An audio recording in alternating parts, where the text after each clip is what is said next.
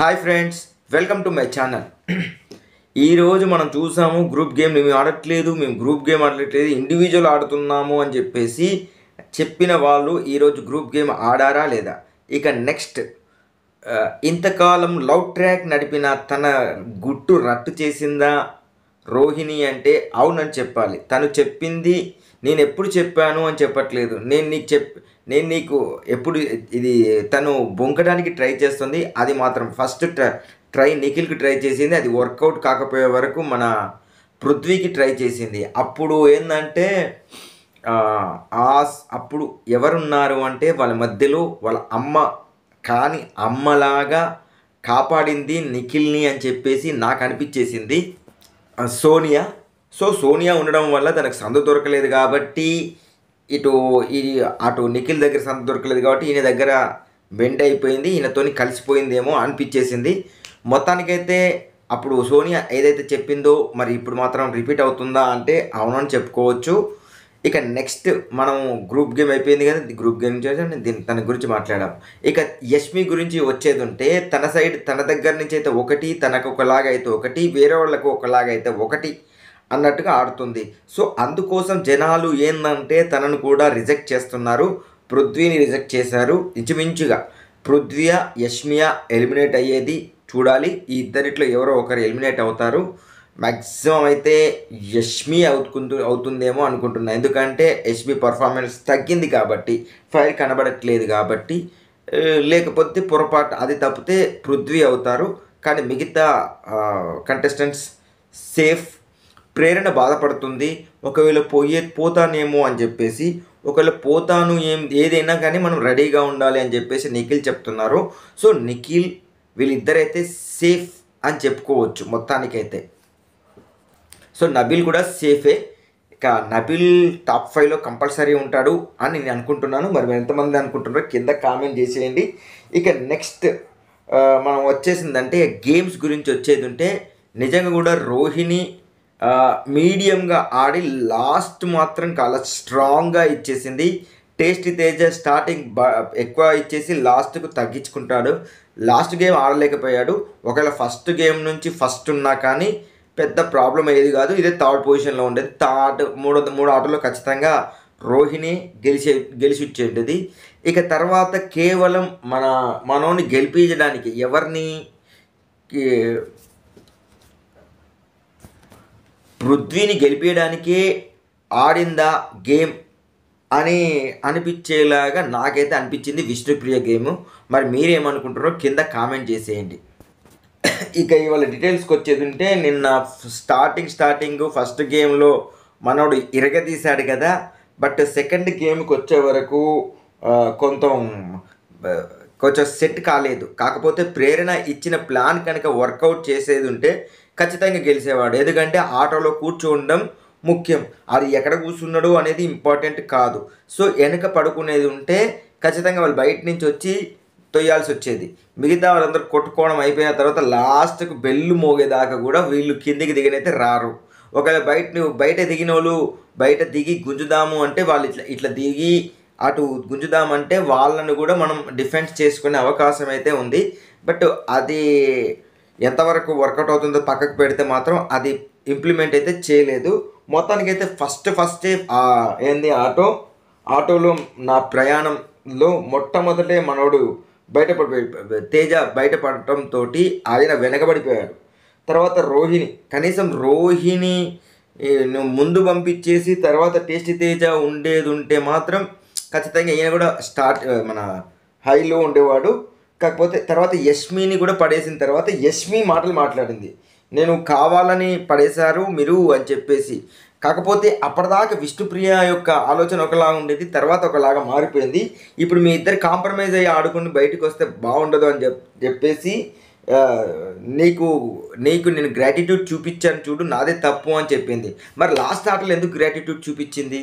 తను గ్రాటిట్యూడ్ పోయేది ఉంటే ముందుగా వీళ్ళకు వేరేళ్ళకు సపోర్ట్ చేయొచ్చు కదా.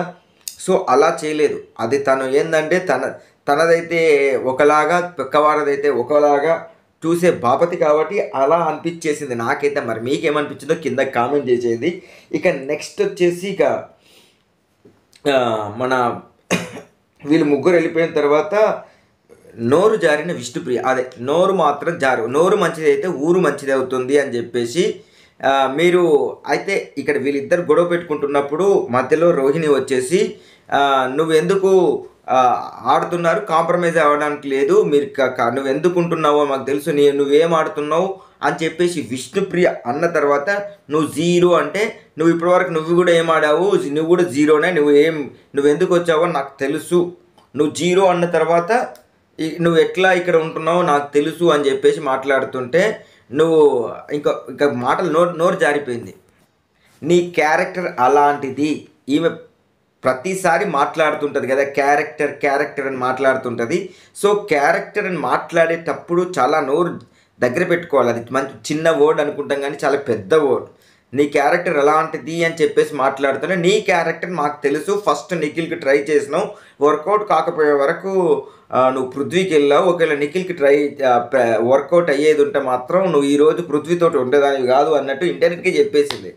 అంటే అంటే ఒక ఆడదాని క్యారెక్టర్ని ఇట్లా మారుస్తున్నావు అంటే మరి నువ్వు క్యారెక్టర్ అని ఎందుకు మాట్లాడావు?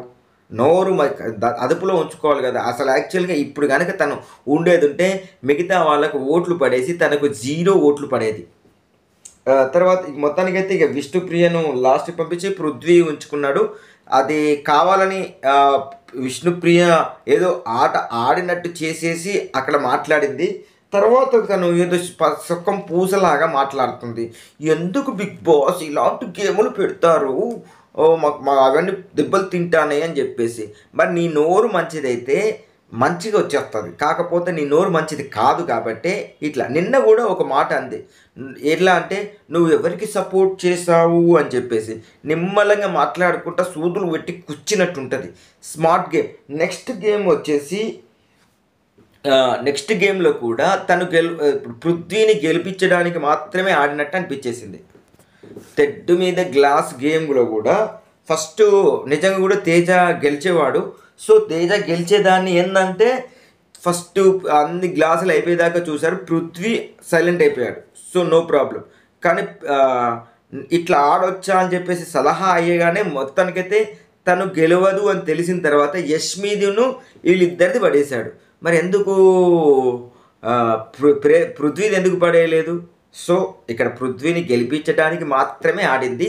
తేజాది ఎట్టి పరిస్థితుల్లో తనకంటే ఎక్కువనే ఉన్నాడని కూడా తనకు తెలుసు. కాకపోతే ఏంటంటే అక్కడ ఏదో డ్రామా ఆడిందేమో నాకు అనిపించింది. మరి మీకేమనిపించిందో మీరు చూడాలి. అవుట్ ఆఫ్ ద గేమ్ అయితే తర్వాత బిగ్ బాస్ ఏం చేశాడు, మీరిద్దరూ వద్దమ్మా అని చెప్పేసి యష్మికి పంపించాడు. అందరికంటే లీస్ట్ మార్క్స్ యష్మికి ఉండడంతో విష్ణుప్రియను యష్మిని ఇద్దరిని పంపించారు. యాక్చువల్గా ఫస్ట్ నుంచి ఇదే పని చేసేది ఉంటే బాగుండు. ఫస్ట్ గేమ్లో ఎవరికైతే లిస్ట్ వచ్చిందో వాళ్ళని పక్కకు పడేది ఉంటే అప్పుడు విష్ణుప్రియ పక్కకు వెళ్ళిపోయేది, మంచిగా అయిపోయేది. నెక్స్ట్ తర్వాత ఎవరిది లిస్ట్ ఉంటే వాళ్ళని పంపించేది ఉంటే నెక్స్ట్ యష్మి వెళ్ళిపోయేది. తర్వాత ముగ్గురు కలిపి ఒక గేమ్ పెట్టేది ఉంటే బాగుండేదో అనిపించేసింది. తర్వాత మళ్ళా నెక్స్ట్ ఇంకొక గేమ్ ఆడిచ్చారన్నట్టు. అది ఏంటంటే నీకు భద్రం నీకుండా అని చెప్పేసి గేమ్ ఆడిపించారు. ఆ గేమ్ వల్ల రోహిణి మెగా చీఫ్ అయిపోయింది. సో ఇక్కడ మనం చూసినట్లయితే ప్లాన్ ప్రకారం ఆడింది అనిపించేసింది. యష్మిని సంచాలకుగా పెట్టుకున్నారు. అయితే ఫస్ట్ దాంట్లో నబిల్ను సంచాలకు పెట్టారు, కరెక్ట్ అనిపించేసింది, కరెక్ట్ చేశాడు. తర్వాత ప్రేరణను సంచాలకు పెట్టినప్పుడు కూడా కరెక్ట్గానే చేసింది. కానీ ఎప్పుడైతే యష్మిని పెట్టారో యష్మి ఎక్కువ శాతం ఎవరైతే పృథ్వీకి సపోర్ట్ ఉన్నారో వాళ్ళతోటి ఎక్కువ ఇసుక పోయిపించింది, మిగతా వాళ్ళతో తక్కువ ఇసుక పోయిపించింది. అక్కడ మనకి ఎవరెవరు 2 సార్లు 3 సార్లు, వాళ్ళేమో 3 సార్లు పోసిళ్ళు, వీళ్ళిద్దరు 2 సార్లు పోసిళ్ళు. ఎవరెవరు అంటే గౌతమును వీళ్ళు.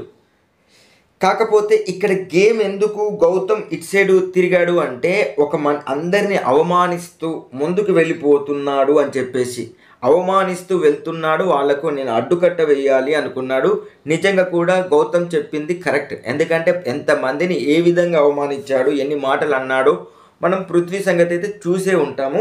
నాకైతే ఈ విషయంలో